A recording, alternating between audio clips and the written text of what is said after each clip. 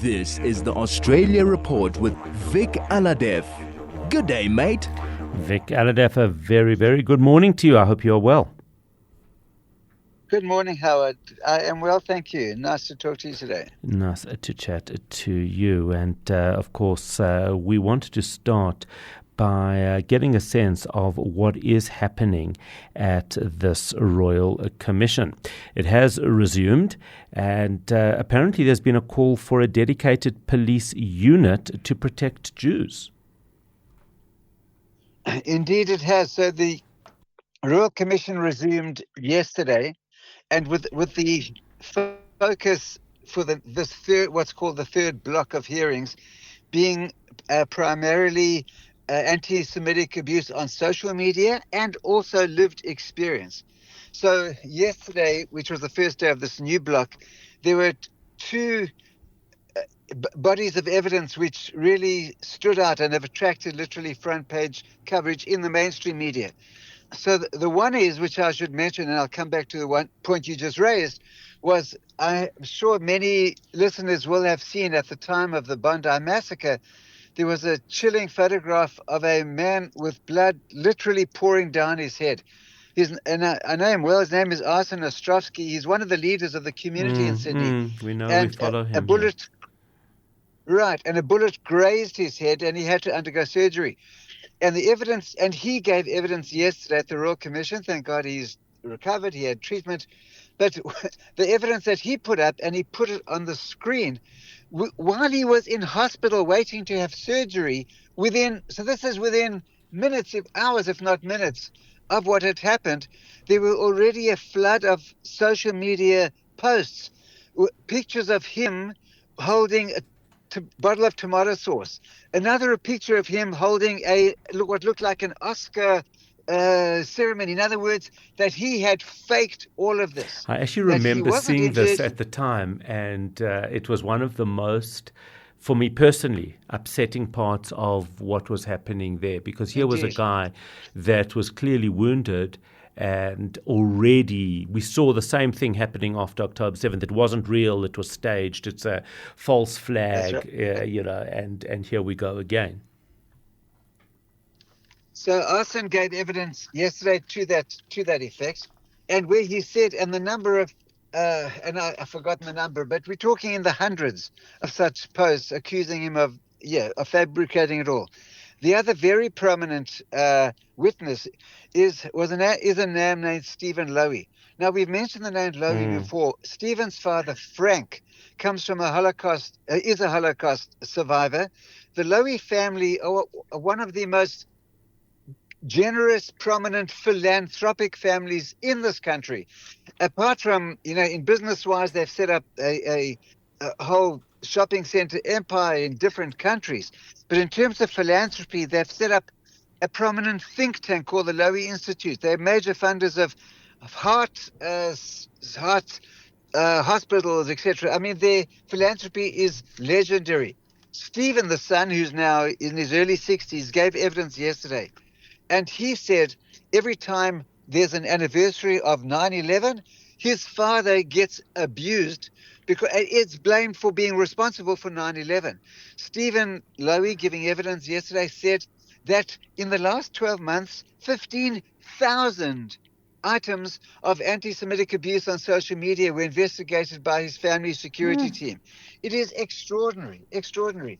And Stephen didn't just, when I say just, in quotes, talk about such incidents, but had a range of practical measures, recommendations, when he put to the commission, such as a new policing capability in every state for the protection of Jewish Australians, new intelligence cells within the police to deal with anti-Semitic threats, specialist training for police on the history of anti-Semitism, funding to cover the costs of Jewish community security, which is estimated to cost at least $100 million a year, a program of national service, civic or military, to create conditions in which young people can encounter one another as fellow citizens, different backgrounds, a national curriculum on anti-Semitism, examining its history.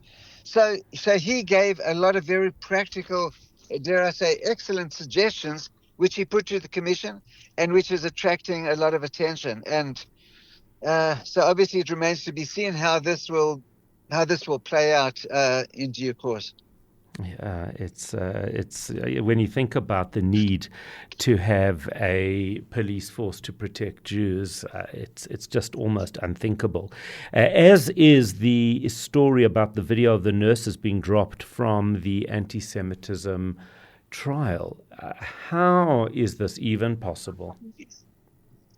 It is a good question, and so just to fill in listeners what this is about, listeners will remember that some months ago a video went viral of two Sydney nurses allegedly, and I'm now using the word allegedly, making vile anti-Semitic comments to kill Israeli patients, and to say that if they come into the hospital where these two nurses worked, if Jewish patients come, Israeli patients come, they wouldn't be treated, they would be killed. This is all now alleged. Why is it alleged? Because it's now before the courts.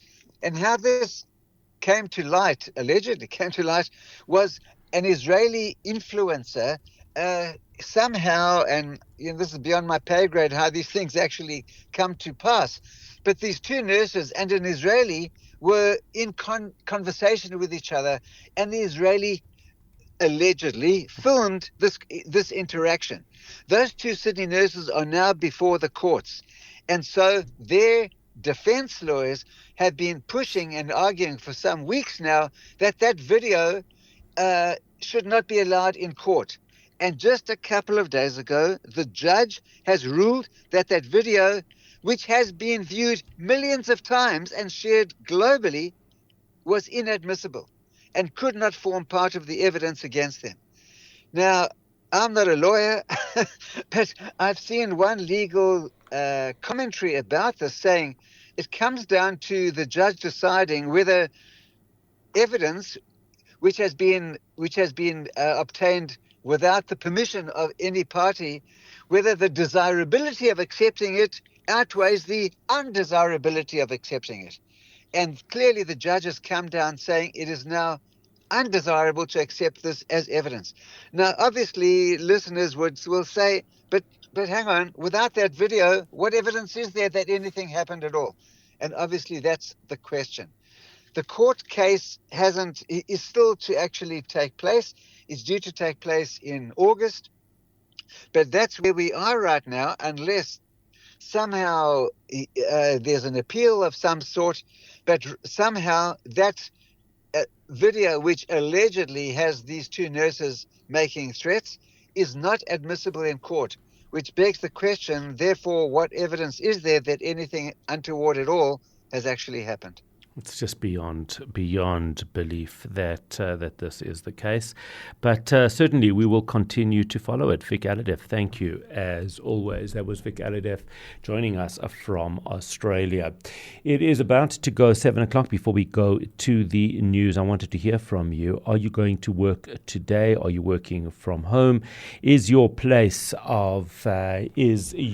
schedule completely different? Talk to me. I'd love to get a sense of what is happening. Have you put off some of the things that you were meant to do today in order just to rather stay towards around about the area of your home?